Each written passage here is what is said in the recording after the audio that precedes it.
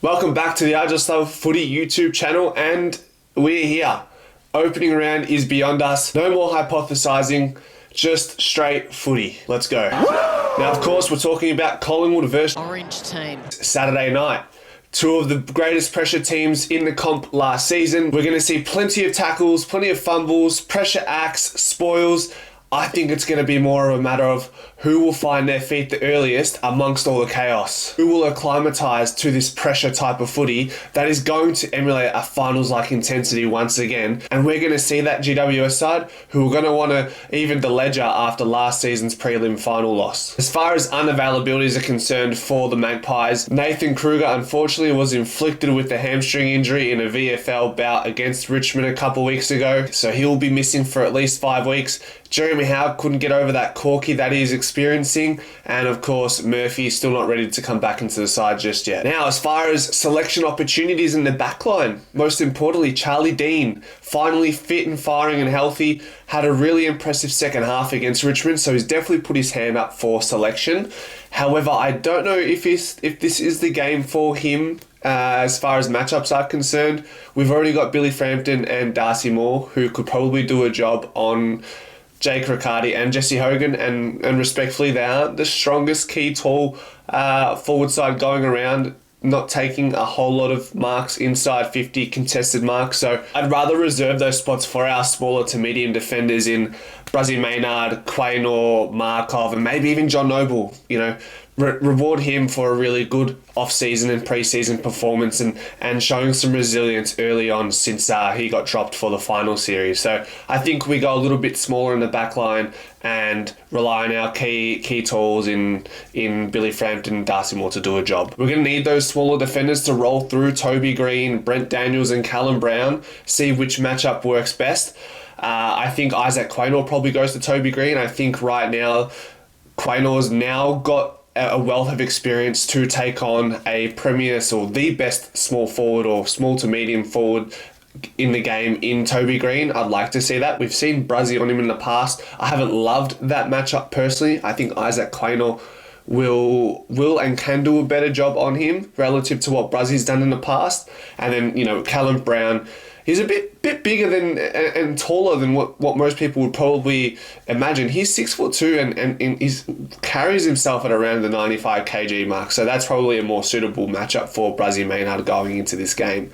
And then Brent Daniels, you can probably get the Markovs and Johnny Noble to roll through him throughout the game. In the midfield, it'll probably be business as usual. I think Lipinski, you can't ignore his form over the pre-season, and that's why he gets the starting 22 spot over a Finlay McRae right now. I think if Finn does get selected, his role resides in the substitute spot for now. And then in the forward line, Ash Johnson for me gets the nod over Reef McInnes. It's Ash's spot to lose. He probably has close to the first half of the season to really prove himself. If that doesn't work out, then Reef McInnes comes in, and then hopefully if Kruger gets healthy, he comes in at some point. But ultimately, from what I've seen, I think AJ does have the most X factor. But I will on a side note, suggest that none of these players are a like-for-like replacement in Dan McStay, who was massive for us in the prelim final against GWS. So we're going to need, if it's not Brody Myercheck, we're going to need Ash Johnson and Mason Cox and Darcy Cameron to put their hand up and be an option going forward against GWS. Looking back at that prelim final against GWS, we lowered our colours as we have against most teams in the contested possession realm. GWS were plus 15 in contested possessions once the game was all said and done. However, Collingwood were able to build our game on clearances, more specifically stoppage clearances. A special thanks to Jordan De Goey, who had 13 clearances in that game, and then a little cameo from Sidey around the stoppages. He had 8 clearances and 7 of them in a stoppage. So when we needed the experience to come up clutch in those moments throughout the game against GWS in the prelim, we had the old Bucks like Sidey and Pendles to really help out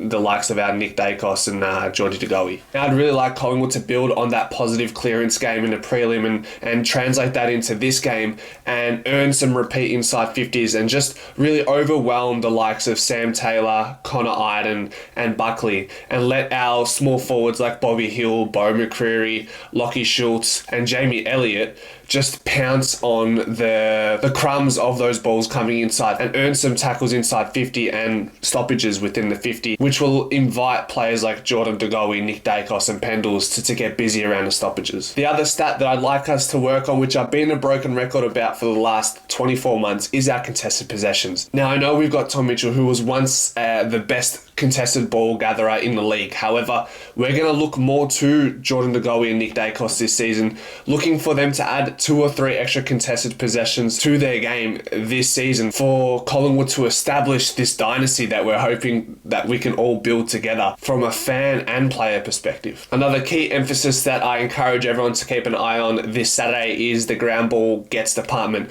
GWS are a top 3 side, whereas Collingwood are a bottom 4 side. Now, I'm not too sure why that is the case. Is it because Collingwood are the second oldest side in the league and it's a bit harder to get the ball below the knees? Or are we too tall with Darcy Cameron and Mason Cox and Brody Myercheck and Darcy Moore and Billy Frampton? I'm not too sure if that's quite the reason why. I think we've got Bobby Hill, we've got Billy Elliott, we've got, like I said, Bo McCreary, we now got Lockie Schultz, these guys who are more than capable below their knees. I want to see us win that department or at least break even. A few matchups that I'm licking my lips about for this Saturday is firstly Toby Green versus hopefully Isaac Quaynor for the most part. I think IQ could take leaps and bounds out of this game if he is to do a good job on Toby Green, being the best forward in the league and maybe the best medium forward of all time. I really want to see that and see how far IQ has truly come and what has he built since becoming a leader at the club this off-season. In the midfield, the obvious one for me is Tom Green versus Jordan De Goey. Jordan De Goey lowered Tom Green's colours in that prelim final, beating him in Tom Green's pillars of his game, being contested possessions, which Tom Green was the leader in the league. Jordan De Goey got 17 contested possessions in that prelim final to get us into that grand final. Mind you, De Goey was missing for the last 2 minutes of the game, so where Tom Green could have taken advantage, he wasn't able to in those stoppages where it was just repeat stoppage after repeat stoppage. De Goey accumulated 34 disposals, a few more than Tom Green, who was also the leader for disposals last season in the league. And then clearances, where they're about neck and neck. De Goey ended up edging that as well with 13 clearances for that game. So I think Tom Green himself, on a personal level, he's highlighted. I want to get back at Jordan De Goey after that prelim final. Lastly, I'm looking forward to a mixture of Lockie Schultz and Bobby Hill versus Connor Iden. Connor Iden was absolutely outstanding and built a reputation last season in the AFL as one of the best medium-sized defenders in the league. And I think he's up there with the likes of Isaac Quaynor in that department. So I want to see how those matchups end up transpiring throughout the game. All in all, I'm absolutely gassed that footy is back. However, I'm not looking forward to some of the heart attacks we might have to endure as a Collingwood army while we cheer on our Pie Boys. In the end, as I mentioned in my AFL predictions for opening round, I've got Collingwood by a mere 4 points. So look away, Collingwood fans. I think we get more of the same as last season and more specifically that prelim final. Be ready for Saturday, everyone, and hopefully we can tick off Saturday night with a dub for the first round of the season. See you next time. Bye.